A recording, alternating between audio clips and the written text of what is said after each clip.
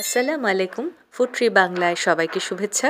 আজকে আপনাদের সাথে শেয়ার করব ছোট চিংড়ির বড়া। চট্টগ্রাম অঞ্চলের একটি ঐতিহ্যবাহী খাবার, আর এর জন্য আমাকে নিতে হচ্ছে গুঁড়ো চিংড়ি মাছ। ভালো করে ধুয়ে ছেঁকে নিয়েছি। 15 মিনিট যাবত ডাল ভিজিয়ে ব্লেন্ডারে পেস্ট করে নিয়েছি। একই ব্লেন্ডার জারে অর্ধেকের চেয়ে কিছু বেশি ব্লেন্ড করে নিয়েছি।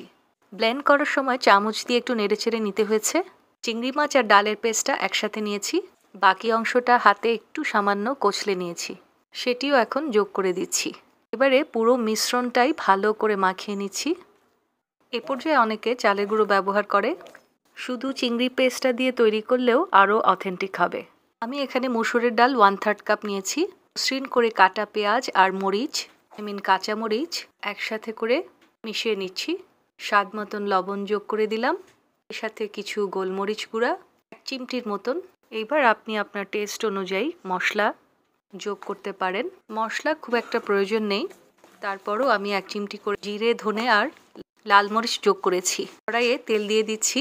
বড়াগুলোতে ক্রাঞ্চি টুইস্ট আনার জন্যে এখানে 1 চিমটি করে বেকিং পাউডার, 1 চিমটি বেকিং সোডা যোগ করে দিচ্ছি।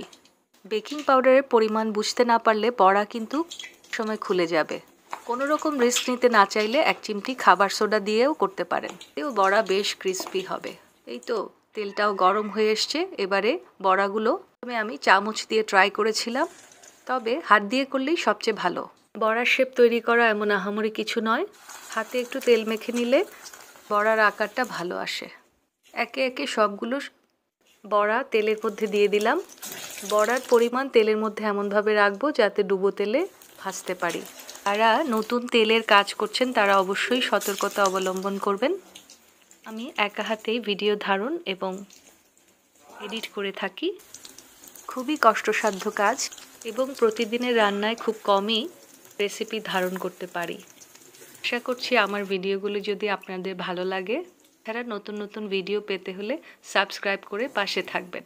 আপনার একটি লাইক এবং সাবস্ক্রিপশন আমার সমস্ত কষ্ট এবং চেষ্টাকে সার্থক করে তুলবে।